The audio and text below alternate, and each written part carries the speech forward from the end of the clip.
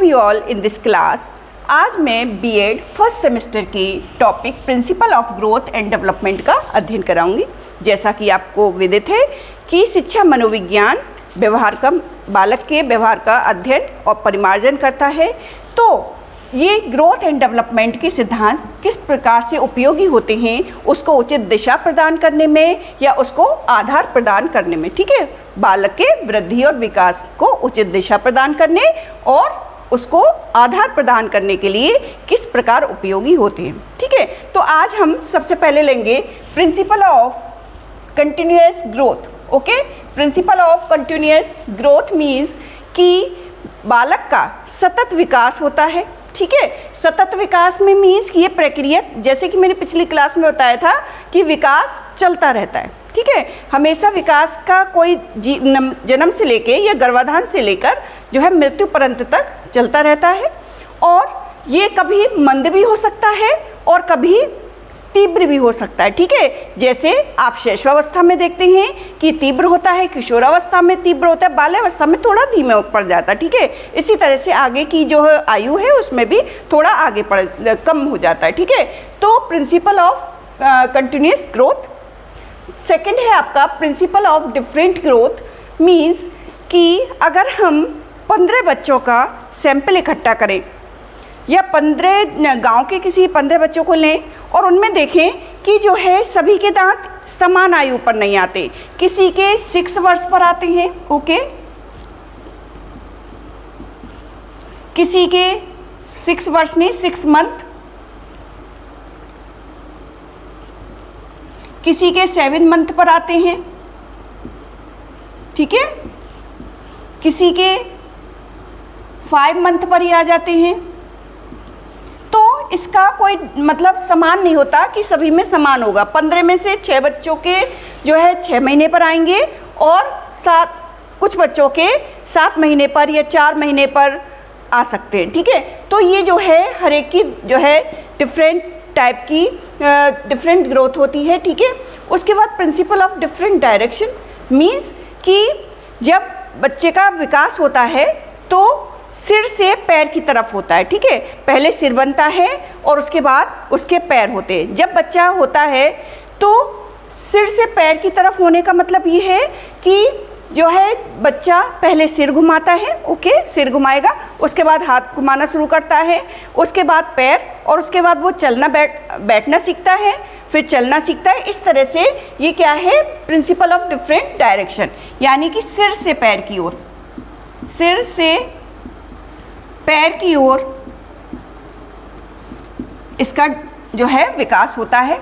इसी तरह से यहाँ पर मैंने बताया कि दांत हैं वो डिफरेंट एज पर डिफरेंट मंथ पर आते हैं, ओके, सभी में, और ये मीन्स सतत विकास,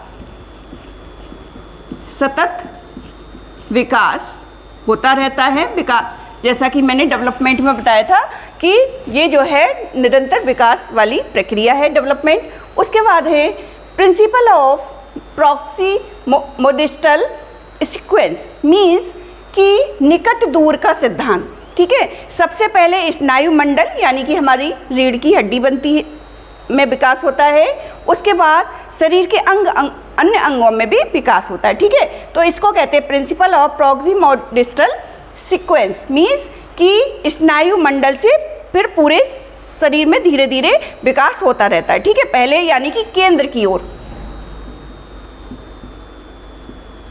केंद्र की ओर से, केंद्र की ओर से अन्य भागों की ओर,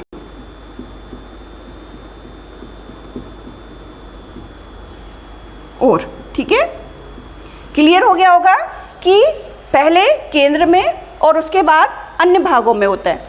नेक्स्ट है आपका प्रिंसिपल ऑफ यूनिफॉर्म यानी कि समान प्रतिमान का सिद्धांत। समान प्रतिमान मीन्स कि सभी लोग एक से होते हैं। समान मीन्स कि मानव जाति में देखें तो हम देखेंगे चाहे इंडिया में हो, चाहे अफ्रीका में हो, यूएसए में हो, कहीं भी हो, ठीक है, सबका विकास समान ही होता है, यानी कि उसमें समान प्रतिमान का सिद्धांत इसको कहते हैं। जहाँ समान विकास होता है उसको हम कहते हैं समान प्रतिमान का सिद्धांत। ठीक है, क्लियर हो गया होगा कि सभी में मतलब जैसे सिर मानव जाति में क्या है, पहले सिर बनता है, उसके बाद अन्य भाग जो बनते हैं तो उसमें समान रहेंगे। ऐसा नहीं कि इंडिया में जो है अलग होगा और डिफरेंट कंट्रीज में अलग होगा। ओके, उसके बाद है प्रिंसिपल ऑफ कोरिलेशन, यानी कि प्रिंसिपल ऑफ कोरिलेशन मीन्स सहसंबंध का सिद्धांत।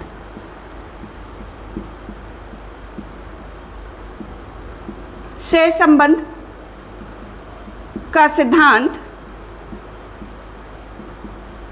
ये बताता है कि हम सभी रूप से यानी कि शारीरिक, मानसिक, सामाजिक, संवेगात्मक ये हमारे साथ साथ चलते हैं विकास।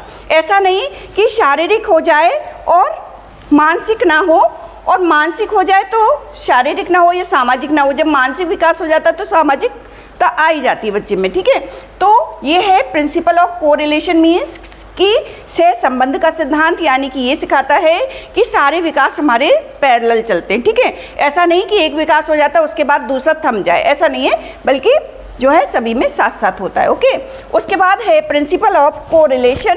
कोरिलेशन मीन्स सहसंबंध का सिद्धांत।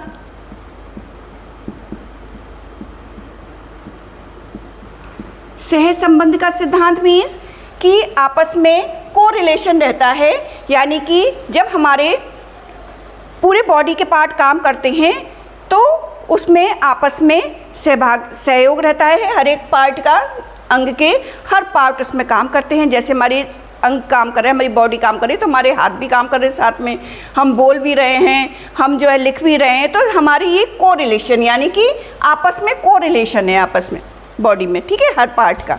उसके बाद है जनरल टू स्पेसिफिक, यानी कि पहले बच्चा क्या सीखता है, सामान्य शब्द सीखता है, उसके बाद वो जटिल से जटिल शब्द बोलना सीख जाता है। यानी कि पहले जनरल, फिर उसके बाद स्पेसिफिक।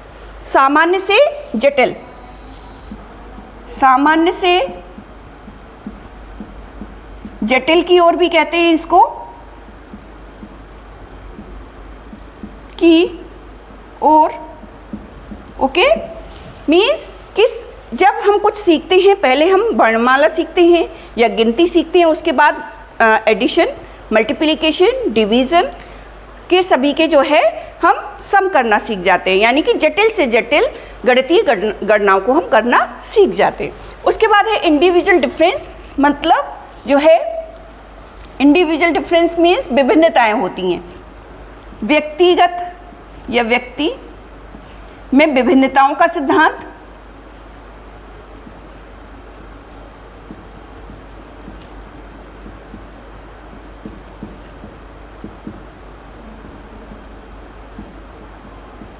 मीन्स कि